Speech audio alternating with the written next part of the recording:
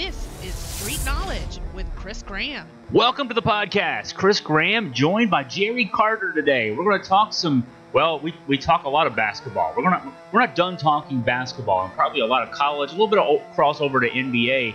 And Jerry, a lot of news still. I mean, college basketball season's been over for over a month now, but still some fallouts. And where do you want to start? Maybe we start with the big news about a college coach on his way, surprisingly, to the NBA.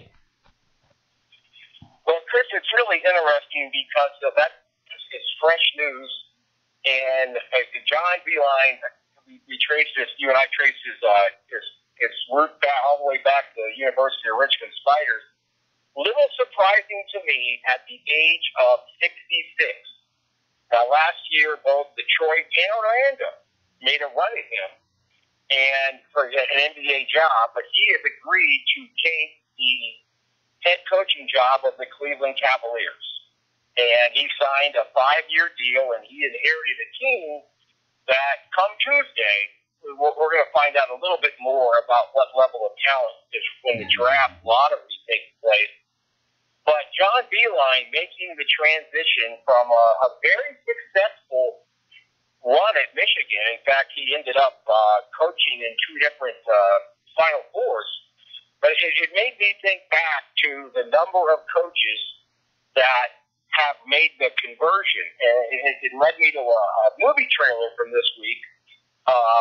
Movie Long Shot. There's a scene where they're talking about how many actors or actresses have successfully made the transition from television to the movie screen. Mm-hmm. And that's my parallel between coaching college and coaching in the NBA.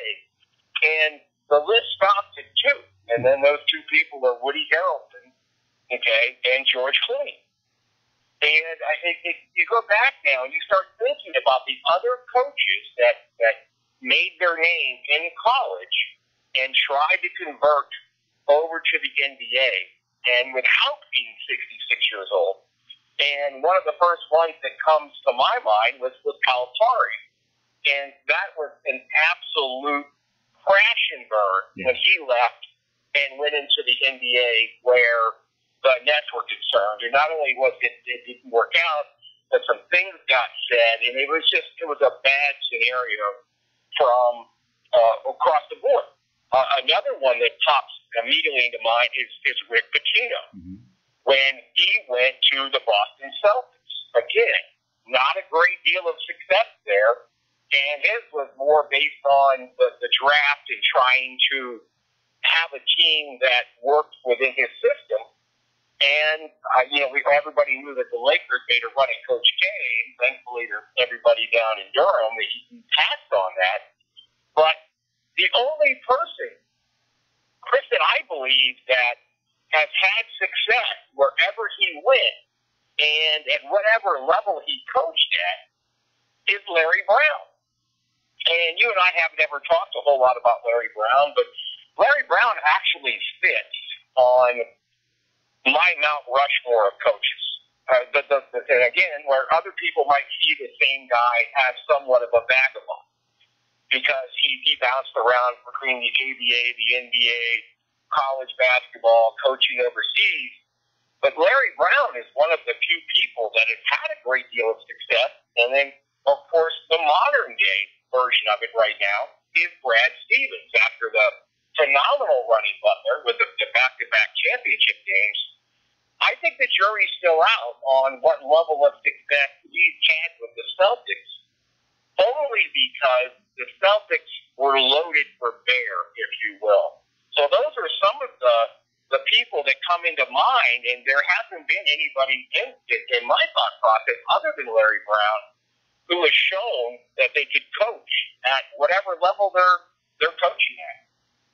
Well, I'd say when Stevens got the job in Boston was not loaded for bear, and he had success with very limited talent that was actually looked at originally as detrimental to the overall plan because I think he at the time he was brought in a few years ago, they were not a playoff team, and the thought was, hey, we'll grow with him. He'll establish a culture, as they like to say, when we talk about coaches, whatever sport you're talking about these days.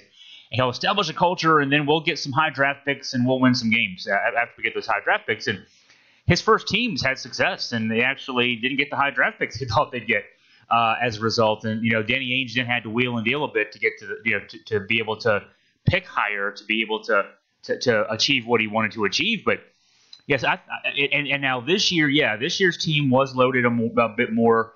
I think a bit bogged down by Kyrie Irving and his mercurial nature, and maybe I think there will be an addition by subtraction when he leaves to likely go to the Knicks, as it sounds like might be the case in this offseason.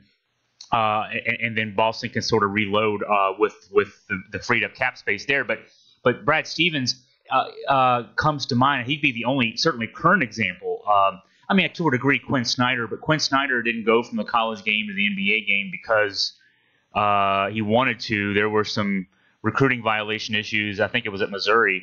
And he had success at Missouri, and he's had great success in the NBA. I say great success. He's not a championship level coach, but given that he's at Utah, in a mid-major market type team, he consistently has them a playoff contender, and they play well for the talent level that they put on the court. And so I think he's had success. But again, he's not quite the same as Brad Stevens leaving Butler, taking them to two back-to-back championship games, and then and now we see Beilein leaving. He's been to 2 Final Fours, as you noted.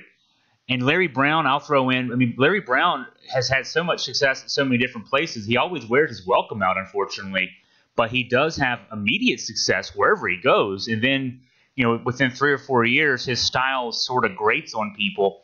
He's part of that Dean Smith family tree that he coaches basketball. He learned at the feet of a great coach who had a great system, and that system wins, and he coaches it well. He coaches it as well as anybody, and he's the guy who took it to the NBA and did well with it.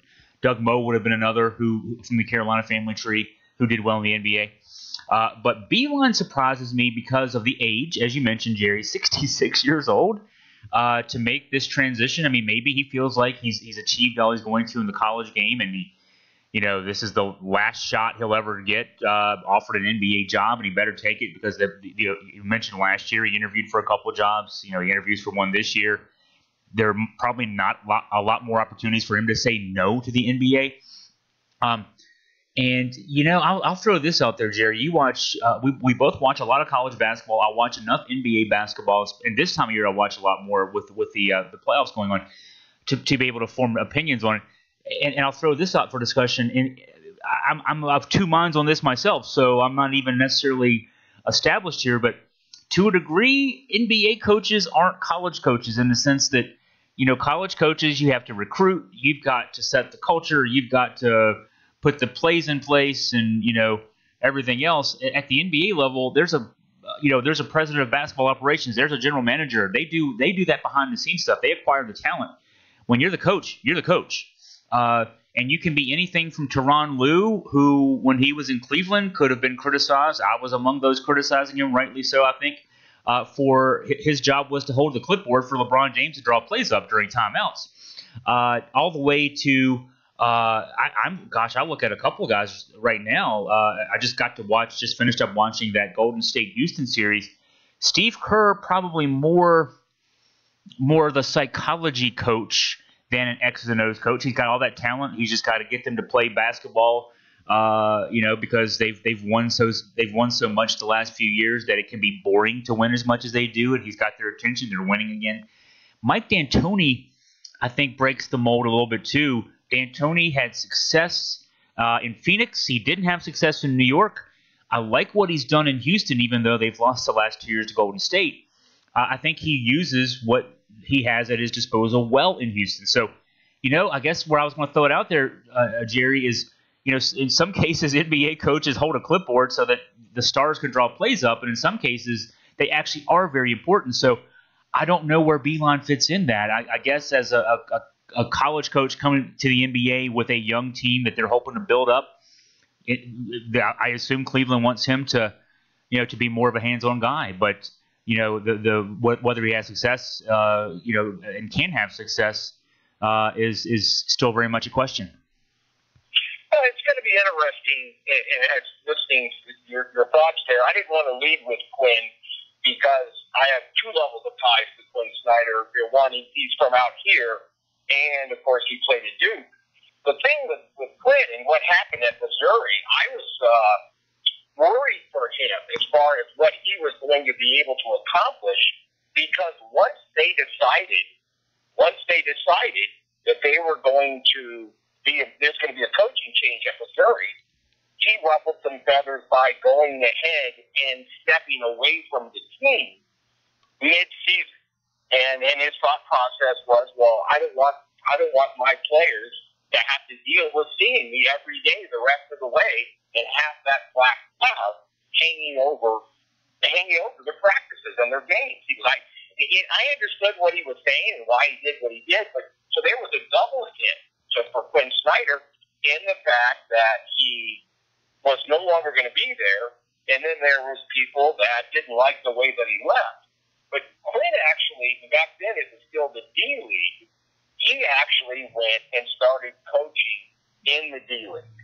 And I believe that Quin Snyder is one of the better coaches in the NBA. And it's funny, everything in the NBA is about matchups, and it was tough that the Utah Jazz got matched up with Harden and the Rockets in the first round. But they're winning 50 games a year with a deep roster. So he's somebody that actually had a detour where he didn't go from college straight to the NBA. He actually did it the old school way of working your way through the minor league.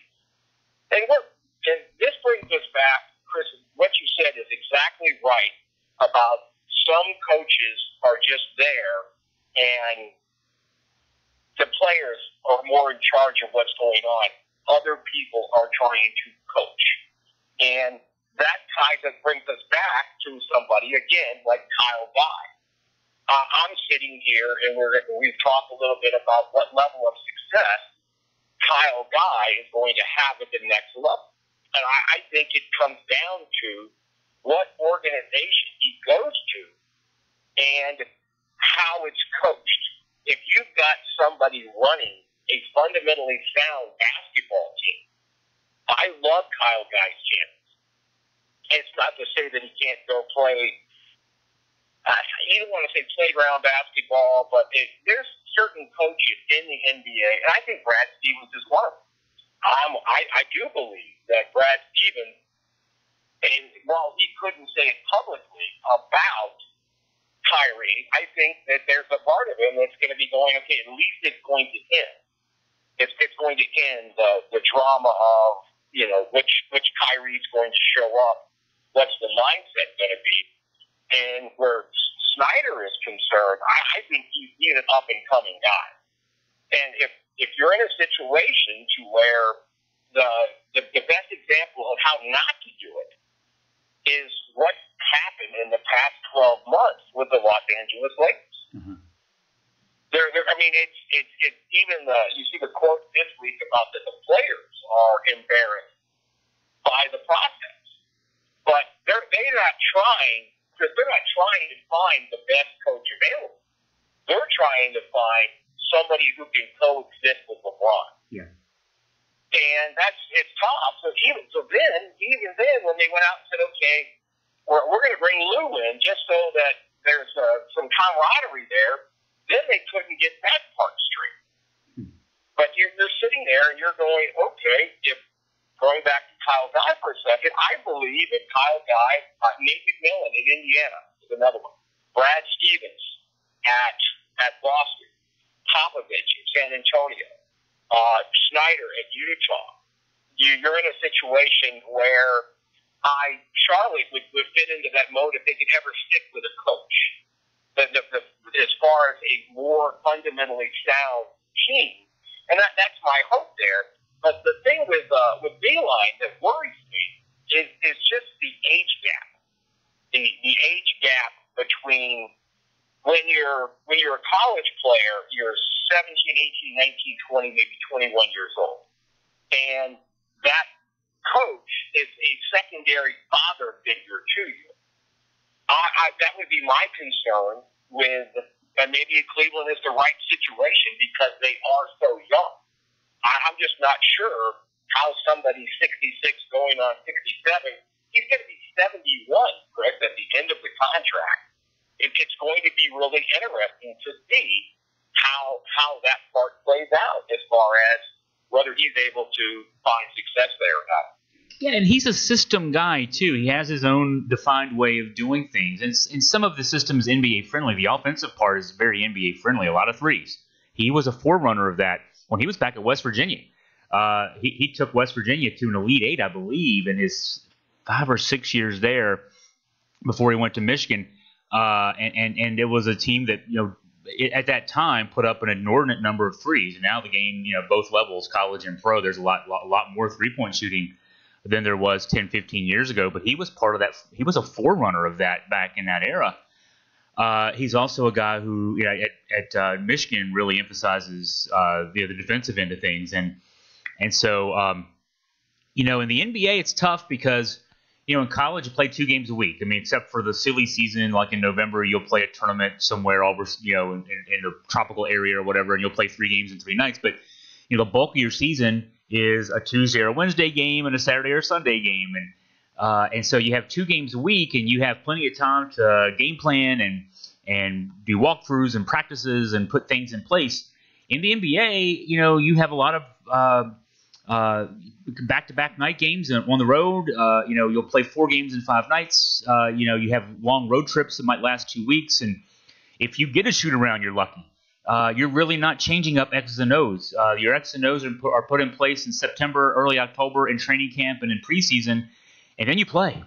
And, you make minor tinkering adjustments throughout the season, but there's just not a lot of time to put in a system, put in a game plan for each game, and then it's a different beast than the college game. And, that's why you tend to see NBA coaches be guys, head coaches be guys who were assistant coaches in the NBA, as opposed to, kind of like you said, Jerry, the TV star becoming the movie star. It's a different thing. You have to, there's a big difference between what it takes to be funny in a 22-minute sitcom versus a 2-hour movie, whether it be a comedy or a drama. There's very different things, and it's just not having a name and a pretty face. And then as far as basketball coaching goes, yeah, those are very different games. They're played so differently. You play 82 games in your regular season, not 30. Your playoffs are best of 7 series, not one and done. So like you said, the players, they're all pros. They got there. They don't necessarily need. In some cases, they don't want to be told what to do. They've got there. They're ready to play. And then there are guys like you mentioned, a Kyle Guy type player. There are a lot of guys coming into the league like a Kyle Guy who need some guidance, some structure, etc. And you've got to balance out coaching LeBron James and that rookie on the end of the bench who might become the next big contributor for your team if you play it right. And if not, he'll either go somewhere else and become that guy or bounce out of the league. And there's a lot going on to be an NBA coach that has nothing to do with what it takes to be a good college coach. And then you factor in that Beilein, 66 years old. Brad Stevens, I believe, was in his late 30s when he got the job with the Celtics after that nice run at Butler. So, big difference. He had time to adjust, and the Celtics were willing to adjust with him. I don't know that the Cavaliers have a lot of time to wait for John Beilein to learn how to coach. They only won 19 games this year. They don't have a couple years for him to learn how to adjust from the college game to the NBA game. So that's among the reasons I was surprised by that hire. Well, that's one of the things that, and again, it's kind of neat that we're having this discussion on a Monday, and on Tuesday the draft lottery takes place. And I believe that this is going to be one of the biggest draft lottery scenarios that there's ever been. And I'm not taking anything away. The average person, or the majority of people, are thinking that John Durant's going to go number 2. Okay, and not taking anything away from his game.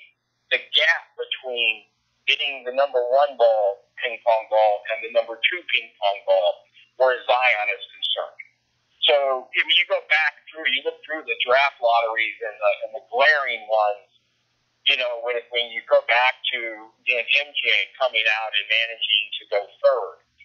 For Portland, not only did they miss on the Sam Bowie thing, they did it again in Portland when they passed on Kevin Durant.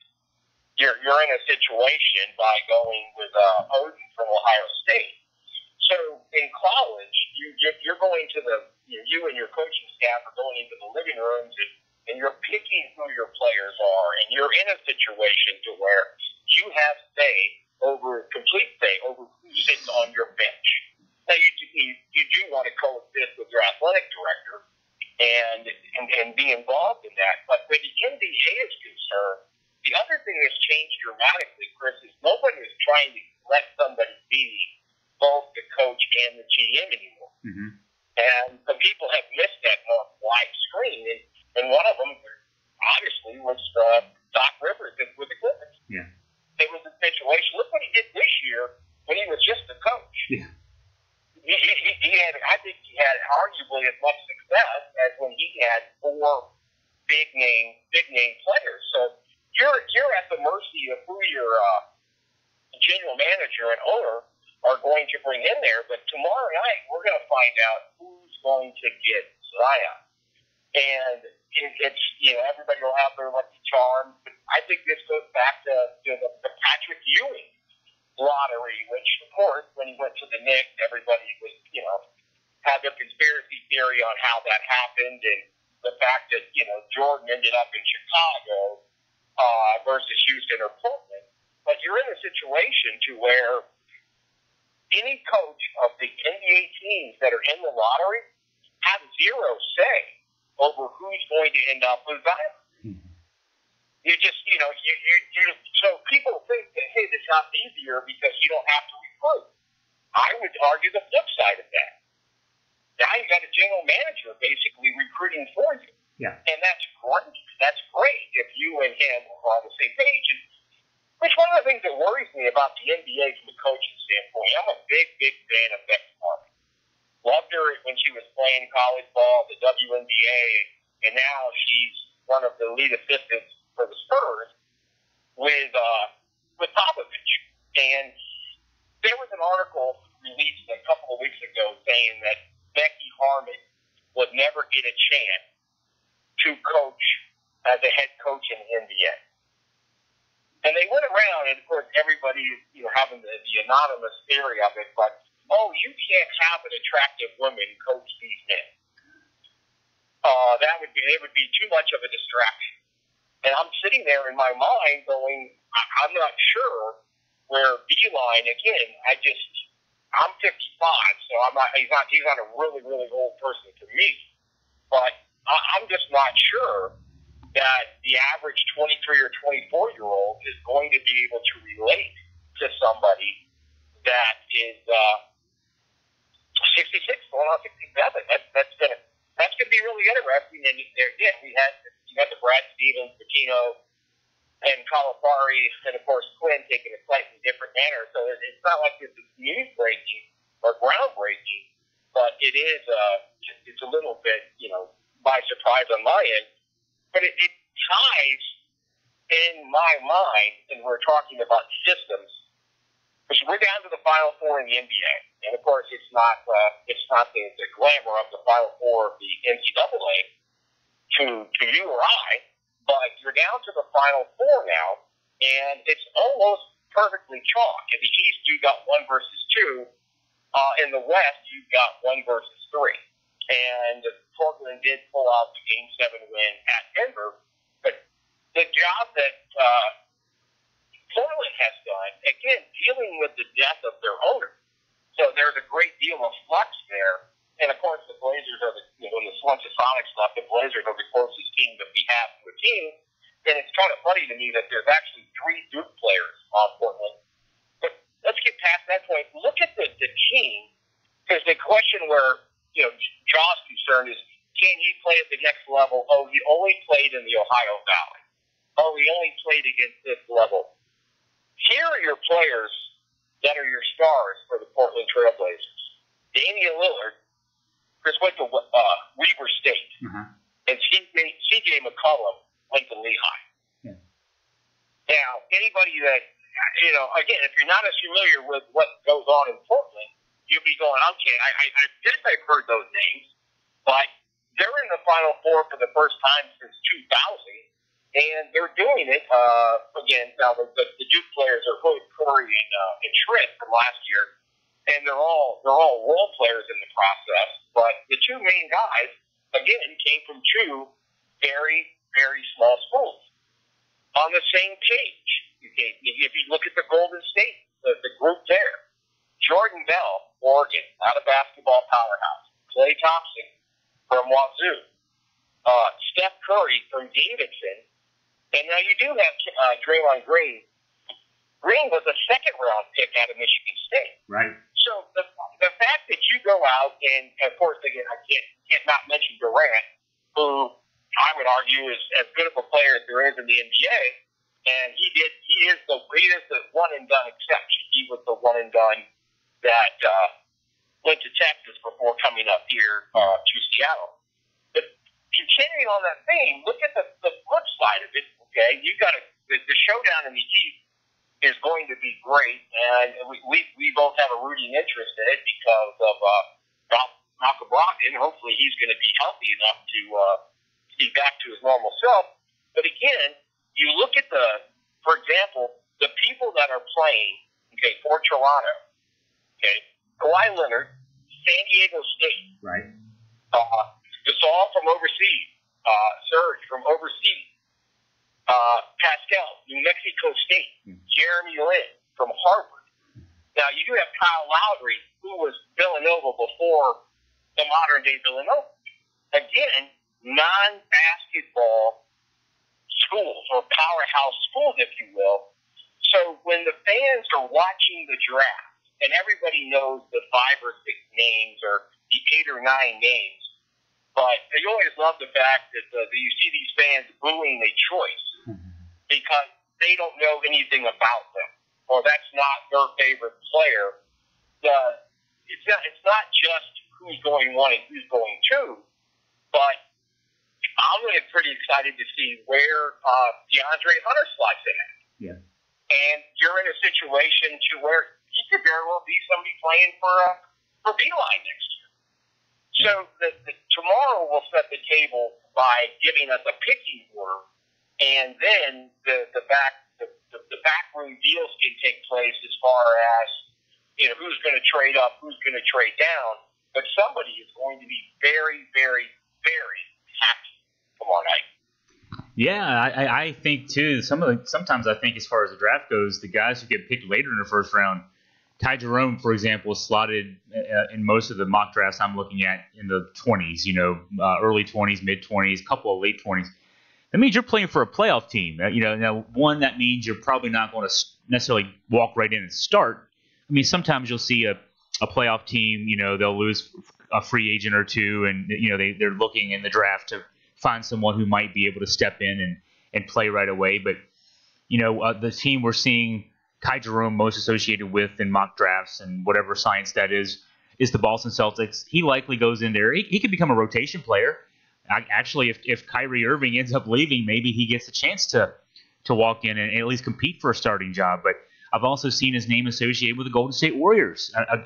Sean Livingston, clearly at the end of his career, he's kind of sucking it up and playing as well as he can, especially the last 2 games for Golden State. But Livingston, actually, to me, I think Ty Jerome can be another Sean Livingston in a sense, a tall, kind of skinny guard who can run your second unit as well as anybody, and fundamentally sound defensive player who has long range, can shoot the 3 in the modern NBA context.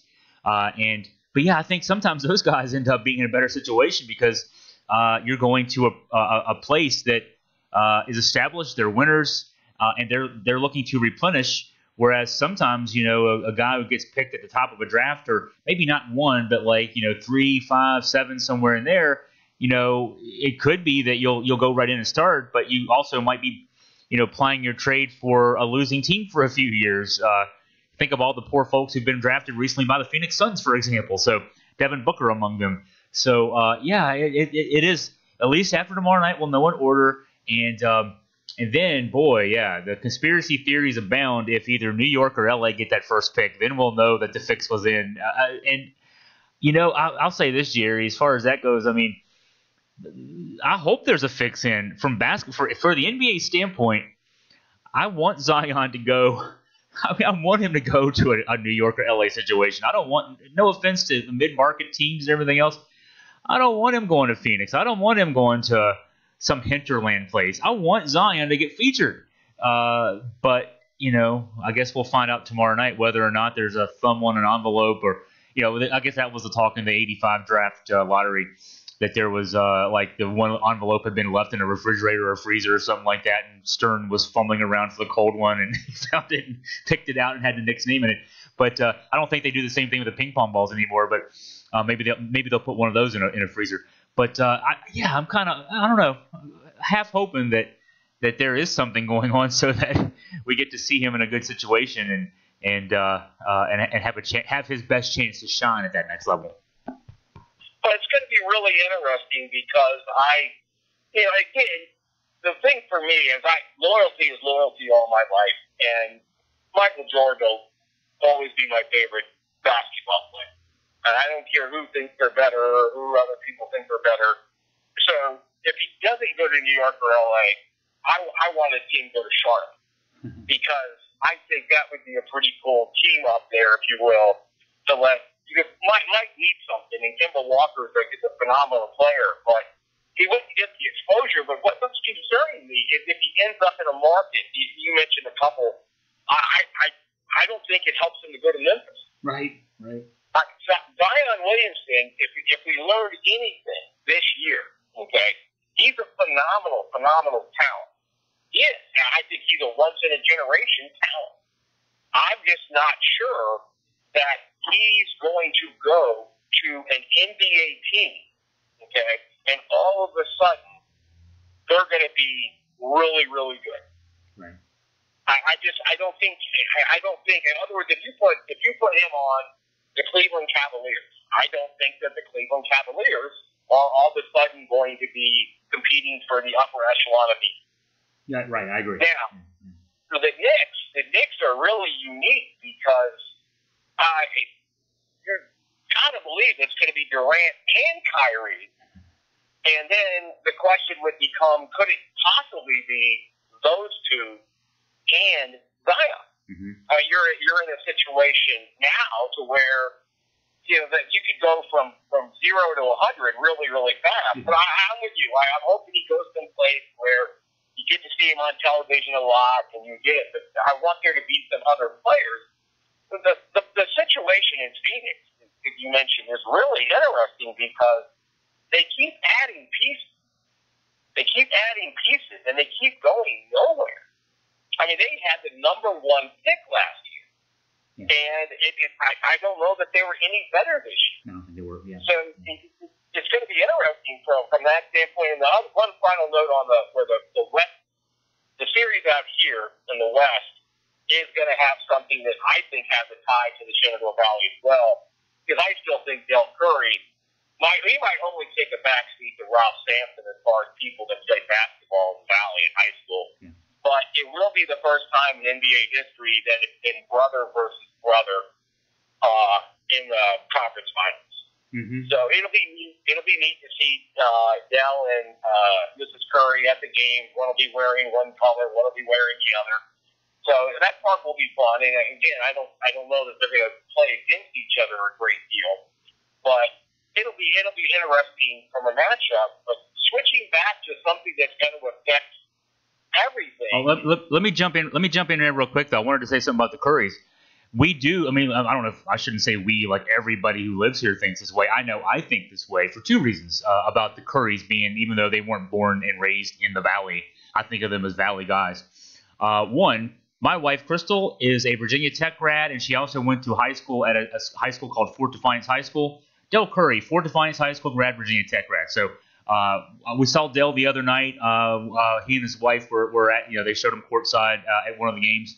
And I said, Crystal, there's another Fort Defiance Virginia Tech grad. So, yeah. And then also, Del, of course, he played, being from Fort Defiance, a Fort Defiance High School alum, He grew up in a town called Grottoes, which I grew up about 3 miles south of Grottoes, in an even smaller town called Cremora. Grottoes just literally that close to where I grew up. His father worked at the same manufacturing plant that my father worked at, and the Curry boys, when they were young, they visited home. They visited their grandfather an awful lot, and they shot hoops on the same driveway hoop that Dell did when he was growing up. So we can at least claim some of that, just a little bit of that shooting skill to shots fired up on US 340 in Grottoes.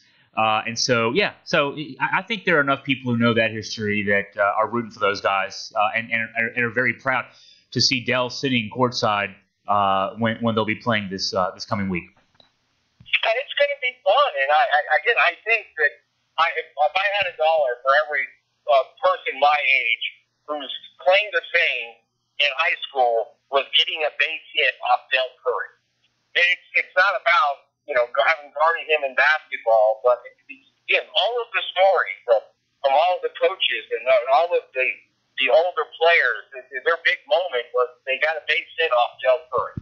And you're sitting there, I've always considered, up until his son, I've always considered Curry. I still have his rookie basketball card. I still consider him the best three-point shooter in the game. And it is neat. To me, it's a distinct Virginia tie, to the Western Conference Finals. And then on the Eastern Conference Finals, again, with Malcolm, and again, hopefully he's going to be healthy. It's a fun watch. It's absolutely a fun watch. The big one coming up, and it's going to get decided very soon. I'm interested to get your take on this because it's going to affect next year's TCC schedule. Because right now there are 3 different three-point lines. There's the college line, there's the international line, and there's the NBA line. Mm-hmm. And the talk now is that they're thinking about switching the men's college basketball line to the international line. Mm-hmm. And I wanted to see what your thoughts on that one. I'm all for consistency. It's funny. I mentioned my wife when we watched these things together. Whatever the major sports it might be, football, basketball, or baseball. Her response usually is, she'll know the rule, but maybe she'll say the NFL rule instead of the college football rule, for example. Well, why don't they just have the same rules? I wonder in basketball if it doesn't help us eventually here in the United States. I mean, we've won the last couple of gold medals, last 3 gold medals, I think, but we had that little run back in the 2000s decade where we weren't winning gold medals in the Olympics. The FIBA rules are so different. They allow, for example, basket interference. Once the ball's up on the rim, offense and defense, you can either tip it in if you're offense, or you can knock it off if you're defense if it's rolling around the rim. You don't have to let it just bounce. FIBA rules allow you to do that. U.S. rules, NBA and college don't. The lanes are different. The size of the lanes are different. I saw a discussion, read a discussion about the lane also. Talk about expanding the lane in college to be NBA width, and the fear would be a benefit to that would be it would force post players a little further out to set up for post passes, and that might open up driving lanes, and that might create some more action. We see that in the NBA a lot. The detriment could be that it could also, take away the ability of post players to have an effect on the college game, because we have seen, the NBA lane has the wider NBA lane has certainly taken away a lot of that, the post play we grew up with in the 70s and 80s from the NBA game. But undoubtedly, it's a much higher scoring game, a much faster paced game that we see now. So there's trade-offs there. So the 3-point line going a little further out kind of factors into this too. I mean, shooting percentages certainly have been consistent. The number of threes shot have gone way up. One reason that the college powers that be are talking about changing the rule to push a little further out is just to, I guess maybe discourage the 3, but they're not going to discourage the 3. The NBA game has a further 3-point line, and they shoot more threes than the college game does. So, I think the 3-point shot has done a great thing for basketball, both at the NBA level, college level, international level, in terms of opening up the floor. when you watch a game now, you watch a classic on ESPN Classic or whatever, you watch a game from the 70s without a three-point line. So much of the action had to occur around the basket because you got 2 points, whether you shot it from 30 feet or shot it from 2 feet. So you had more inclination to shoot it inside. Now, if you shoot 33% from three, that's 50% from two. So why not shoot some more threes? And then, having that line out there does force defenses out more because you can't give up a three. You don't want to give up a three if you can't. So, and then that opens up driving possibilities, opens up the mid-range game. So, it's kind of, it's all experimentation. The piece I read talked about how they use the NIT, the postseason NIT, to try these rules out. Then they'll survey the coaches who coach in the NIT and to get their opinions on how this worked versus this and that kind of thing. It seems like the deeper 3-point line, slightly deeper 3-point line, had a lot of support. It seems like the wider lane actually had support, even though they're not going to do it this year, it seems. So I'm all for opening the game up as much as possible and creating more of an exciting flow. And I say that as a guy who watches UVA basketball, and UVA basketball's whole scheme is designed to stop that exciting flow from happening. That's how they win games. But you can still do that. The talk a few years ago, going from the 35-second shot clock to 30 was supposed to hurt teams like UVA because now you can't see. Now the game's gonna be sped up. There's gonna be more possessions in a game, and what all it really does, we found out, is it gives opposing teams 5 less seconds to get a good shot off against teams like UVA. So it actually worked in UVA's favor to have the shot clock down 5 seconds. But that's the thing too, is the law of unintended consequences. I think that the push for this deeper line is to, again, maybe discourage the shooting, or maybe a better way to say would be to encourage more mid-range shots and more post play. But I don't know that it's going to have that effect. It might just extend defenses a little bit more. But I don't know that it'll have the effect of discouraging three-point shooting. I think three-point shooting is in the game to stay. The level of shooting we see now is only going to get more pronounced as time goes on. Well, it's going to be really interesting because one of the things that I thought about was uniformation. I'll side with Crystal on this one. Uniformation of the game. Mm-hmm. You're in a situation. The biggest one that comes into my mind, Chris, is watching a college baseball game where they're playing with aluminum bats. And then you're going to tell them that when they're going to go play rookie or A-ball next year, that they're going to play with wood bats. And that was always one of the big things about the Valley League was, hey, it's a wood bat league. You're trying to make the transition. And I would love for there to be one 3-point line. And just because it's going to also help prepare people for the next level. Yeah. And a lot of people are stingy in the fact that I remember that the one that sticks out the most to me was the 2-point conversion in football. The college had that for a long time before the NFL did. Mm-hmm. And it was a situation where the powers that be in the NFL didn't want to appear to be copying something off the college game. But think about how much it added to the game now. The NFL game, how much more exciting it is with the 2-point play available. I was happy that they actually got that one to line up. But it's a situation where I think it's going to help the game, and it's also going to help the players adjusting to the 3-point shot. You're going to play X number of years in college. Well, of course, you got the high. Now, you might be able to help me here. I don't know if the high school wanted the same as the college or not. I don't have that number in front of me.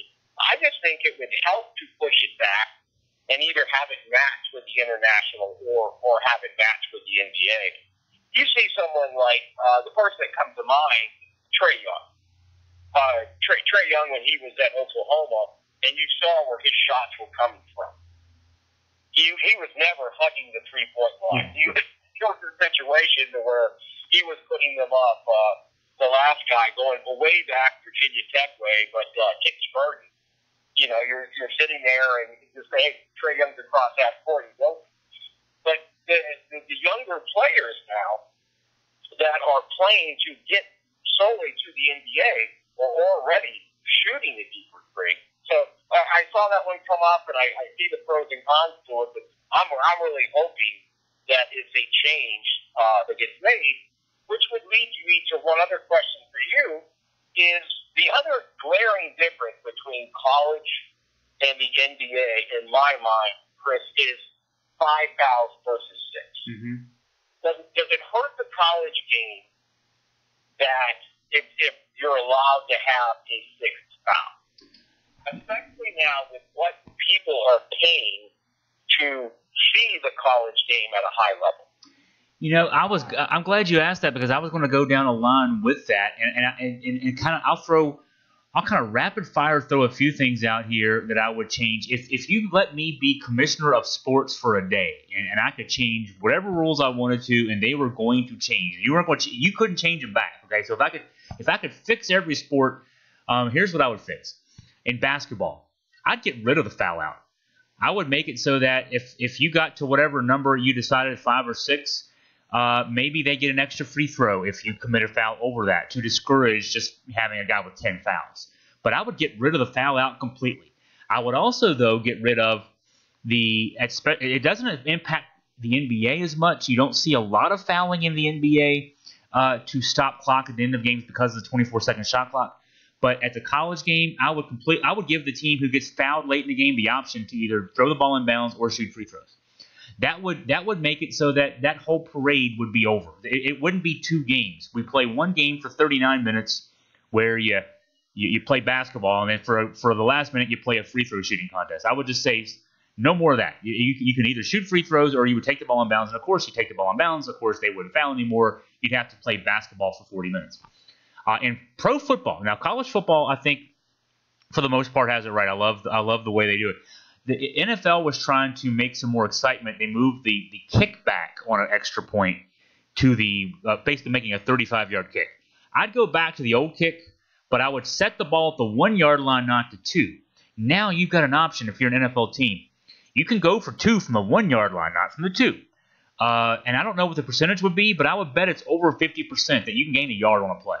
So now all of a sudden, if you're a coach, you say, I can go for 2 and I got a 53% chance of making it, or I can go for the 1 and I've got a 98% chance of making it. You'll see a lot more 2-point conversion tries if you put the ball at the 1. And I think in baseball, the only thing I would fix, and I say this because I just broadcast a 3-hour plus 7-inning baseball game yesterday with lots and lots of time in between pitches.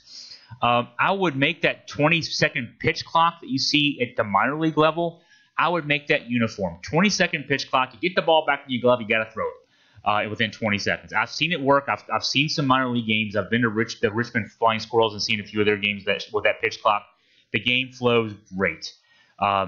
Those would be the rules I would change, and I would leave everything else the same. If you gave me the power to be the sports commissioner for the day, and I could fix everything. Those are my fixes. It's funny, Chris, that for people that are listening, it's been a while since we talked about the fact that we're separated by 3,000 miles, but we do this very much off the cuff, if you will. Oh, yeah. And I have little columns, and you just took my next column. Oh. Which is awesome, because I'm sitting there. One of the coolest things I ever got to do, through the Washington Post, was I got to sit down at a Ruth Chris Steakhouse with 15 other people and Sonny Jurgensen. Uh-huh.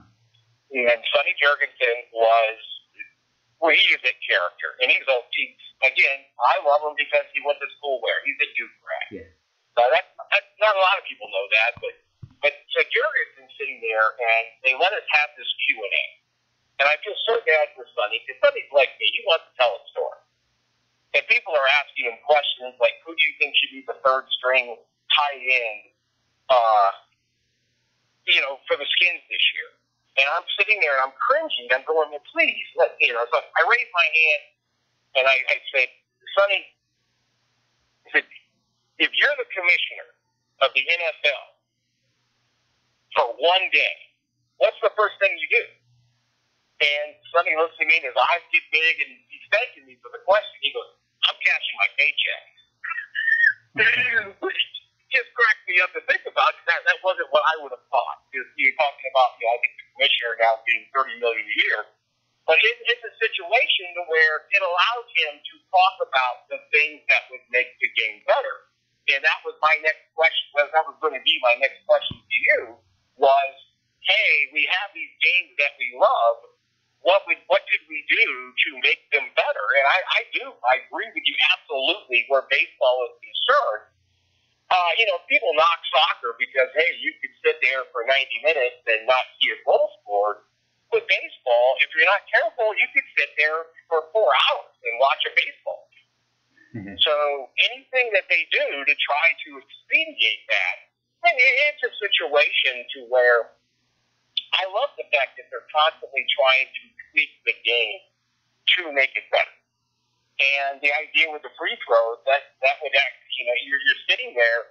So I would even think about being a little bit more elaborate and say, we're going to treat it, when you get down to that final minute or whatever it is, we're going to treat it like a technical foul.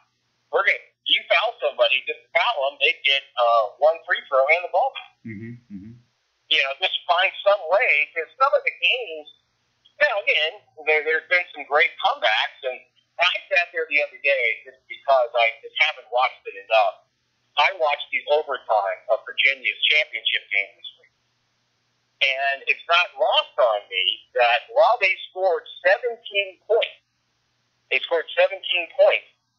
only made 2 baskets. Yeah. And the fact that they went 12 for 12, and and all of the other things that happen, you're in a situation where that's magnified to you, that somebody could, and it wasn't one guy, it wasn't one person, and I think they made the last 2 at the end of regulation. So you're sitting there when you find reasons to talk about, UVA winning the game. I was kind of surprised that one didn't get more talk. Mm-hmm. Because hitting the free throws, made a huge difference. But yeah, I would go to at least a 6th foul.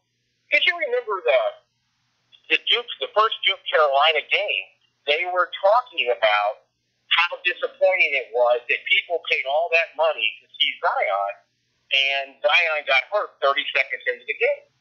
I feel the same way if you're in a situation to where, again, and it used to be you could go to a basketball game for $10. Those days are gone. If you're going to see a high-level game, you're going to do good to see one for $50. And if you're there, and you say if you're going to UVA and pick out who your favorite player is, for me, I would say Kyle Guy, and I'm anxious to go to the game, go to the arena, see the sights, but I want to see Kyle Guy play.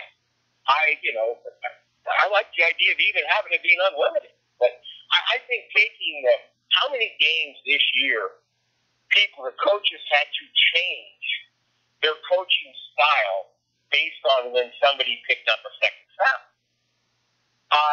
Some coaches are obviously pretty good at it, but that's fun for me too. I just was sitting there and I was thinking, I said, hey, what should we do? I like the uniform 3-point line. I don't know that it's ever going to happen that way, but by eliminating one, we at least knock it down, to 2 from that standpoint. So that's some of the same things there that I would try to change if I had the ability. And just for fun, I would also make every team go back to its original home. I would think about all of the ones just in our lifetime, all of the teams that have moved. I would just say, okay, you guys all got to go back and see how that part would play out. But it's fun. I do think baseball has the most glaring problem, and I do think that they're trying hard to tweak it. I don't know if they're going to be able to get there or not. I think actually, when I say about the 20-second pitch clock thing, I think a problem, and it's not a problem, it's just the way the game's being played now, and you can't change the way the game's being played. You see teams, hitters have the approach now more of taking more pitches, and it's a smart approach. You can't legislate approaches out of the game. The idea is If we see more pitches, we will see better pitches. We'll have a better shot at having that one pitch per at bat that's a good pitch to hit. And also, if we see more pitches, that starts the clock running on that pitcher's longevity in the game. Pitchers have, at most, probably in this day and age, 120 pitches in a game, and that's maybe high. It might be between 100 and 120. A lot of guys in that lower part of the realm of 100 pitches or so that they get to throw in a game, and then they get taken out. So if we have 5-6 pitch at bats, if we foul a few pitches off and it's 8 or 9 pitches bat, that's counting towards that 100. And then you have changes. Then you have then you get to the bullpen in the 6th or 7th inning, and then there's going to be a lot of changes from there. And so the more pitches you see, the more pitches you foul off. That's more time. And so you're not going to change that. I mean, it's not like people are going to say, "Oh yeah, let's swing at the first. Let's have guys swing at the first pitch again, like we used to back in the whatever days." And it's part of the game, and it's part of the offensive strategy now, and it's a smart thing to do. So. We call it a game, though, and of course, this is the college level, not the major league level, and most folks are familiar a lot more at the major league level, certainly. But we had a game that we did a few weeks ago. Wade Branner, the voice of the Keydets, and I on ESPN3. We had a game where it was a 11-10 win for VMI in 11 innings over Richmond. Very exciting game. I mean, from the standpoint of VMI was down 10-4 in the 8th inning, came back and tied it in the 9th on a 2-run homer with 1 out, won it in the 11th on a sac fly. Very exciting, sent the home fans home happy. But it was a 4-hour, 45-minute game, and there were close to 500 pitches thrown in that game. Each team threw close to 250 pitches in that game. That's a lot of baseball. That's a lot of that's a lot of pitches taken, a lot of walks. I mean, a lot of things like that. But that's an extreme example. But I haven't done this study, but I'm sure I can look these numbers up. There are just a lot more guys taking a lot more pitches, and that's going to factor in too. So, but the things you can control are, the pitch clock. If you don't have 1 minute between pitches, instead you have 20 seconds. They've already tried to legislate down the number of visits to the mound, both by combined by a catcher and by a pitching coach manager. We've always had the rule where two visits for one pitcher means he's out of the game, but now I think there's a number like 6 total before the guy would have to come out of the game. So things like that. But I've also been to games. I mean, there was a playoff game I got to go to in 2015, I think it was, the Nats and the Dodgers, a game 5 of a 5-game divisional series. That game went 4 hours and a half, maybe 4:40, and nobody sat down the entire game because it was that thrilling. So it's not the time, it's the lack of activity sometimes during that time. If you give me something fun to do for 5 hours, you give me something boring to do for an hour, I'll do the fun 5-hour thing over the boring hour thing any day of the week. But it's, not every game is game 5 of a division series or game 7 of a World Series or anything like that. So you got to balance that out too. Yeah, it's really interesting from the standpoint of, I do believe that the level of strategy in a baseball game is probably the most intriguing part of it. Yeah. And as far as the chess match, if you will. But now the specialty pitchers, and again, I'm aging myself here, but one of my favorite pitchers, I actually had 2 of them as a youngster. One was Bert Blyleven, who I still believe had the greatest curveball ever, and the other was Wilbur Wood. And Wilbur Wood actually was an old knuckleball pitcher. And I distinctly remember a doubleheader where Wilbur Wood pitched both games in the doubleheader. And I'm sitting there, and then you remember people like Nolan Ryan, or Ian Clemens to an extent. Hey, I'm out here to finish what I start. And, you have these big, strong pitchers that are going to throw X number of innings. And the game has changed to the point of the specialist, to where you're going to have a 5, 6, 7 pitchers in a game. And a lot of times there are people that are brought in just to face one hitter. But the difference is, if you go to a baseball game, you need to understand it's unlike any other sport. And there is no per se time clock. If you look at the other big 4, there might be overtime, there might be double overtime, there might be a lot of fouls, at the end, but the basketball game lasts this many minutes. The football game lasts this many minutes. Same with soccer. Same with basketball. Baseball, it's a situation to where it is open-ended. And I'm with you. If the game's exciting, that was one of the things having called games for our dear friend, Ness over at West Virginia Tech for a number of years. When the game is enjoyable, time doesn't seem to be an issue. That's where I think so many of the parks, and the Nats are one of them, have gone to the point of trying to find ways to entertain people in the downtime. But it's again, you can't take away from the strategy of, you're going to pitch to this guy or pitch around this guy. You're going to bring this guy in to face that guy. But the pitch count, the clock, I think it helps, and it would be. I don't know that there's a whole lot else you can do. The only other thing I would do with baseball is concerned is I would unify it. I'd either have a DH or not. Yeah. I think that's a distinct thing towards the end. But yeah, that was funny. I just you're sitting there and I'm going, hey, what could we change? And then I did think about that. So it's kind of cool that you actually answered that before I got to it. But great minds think alike. I think that's the answer there. So. Yeah, we're at the hour mark now, Jerry. So I want you to write down, because you usually lead us on these podcasts, and that's what folks wouldn't know either. Yeah, we're 3,000 miles apart. We don't talk about this ahead of time. In fact, Jerry was trying to tell me today some of the topics. No, don't say it. I want to hear it live. Let's talk about it live. It'll be fresher then. But DH, that's one I think we could do a whole hour on that, and because I've got some very interesting thoughts on that too. And then I know you had some other ones on basketball today, and I'm sure we didn't get to nearly close to everything you had down for today. So let's save some stuff for next week. But that said, I know I like to wrap things up. It's sort of the Jerry's Minute part of the show. Jerry, some topics that don't get covered maybe as much in the national sports media that you think are pretty interesting you want to share with the audience. Well, it's a couple of things that stick out, and it's funny, Chris, when religion gets brought up. Obviously, people that are deeply religious, and I'm one of those people. We want to tend to bring it up whenever we can. If somebody's not, the tendency is it's used in a negative light.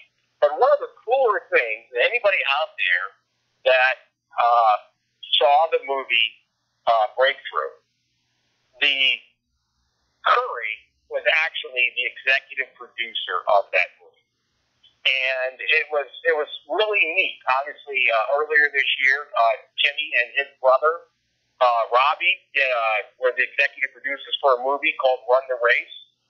But when Steph had talked about a year ago, he had talked about, yes, I'd like to get into films, but it's got to be something I believe in. It's got to be family oriented. It's got to be faith based, and I'm hearing all of this from him, and then I didn't realize until I was in the movie theater that this was his coming out movie, if you will, and it was done incredibly well.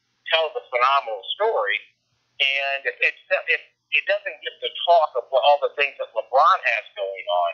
So, but Steph Curry has broken into the movie business, and he did it in a phenomenal way, which was really exciting. And it was kind of one of the cooler scenes was the opening scene. There's actually Steph in a Davidson jersey on a poster. So that part was kind of cool as well. But so kudos to Steph for getting out there and being able to take that first step. It'll be interesting to see how much further he goes down the line. Last week when I was talking about Timmy, it was a situation to where I got through telling my wife, I said, if he doesn't shake loose here, I said the Mets are going to have a tough decision as to whether they're going to have to send him down or not. And he actually was in a 1-for-32 slump. And happy to report that in the last 4 games, he's actually went 4 of 10. So he's hit 400 over the last 4 games after what had to have been a really trying, 3 weeks 3-week experience. So I'm not going to say it's all fixed, but it gives me hope because I was a little bit worried about it. Another thought process, I touched on this just briefly last week.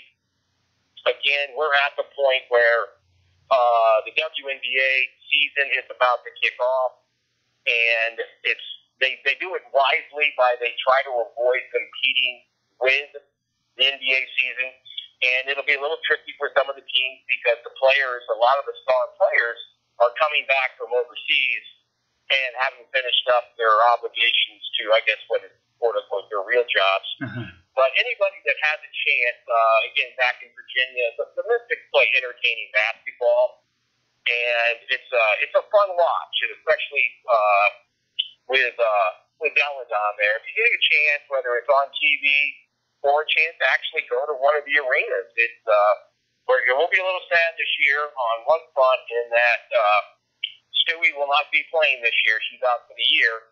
But looking forward to seeing Kelsey Plum play her third season down at Las Vegas. So exciting time for them. Be watching the draft tomorrow and anxiously awaiting the arrival of my UVA book. So there's my thoughts for the week. Good thoughts on and finishing up with the book's a good one as well. It's off the printer now, and it may be delayed a bit, Jerry, and that's probably breaking news here at the end of a podcast. I'm burying news, but we've had I wouldn't say issues with the printer. It's just that we're behind.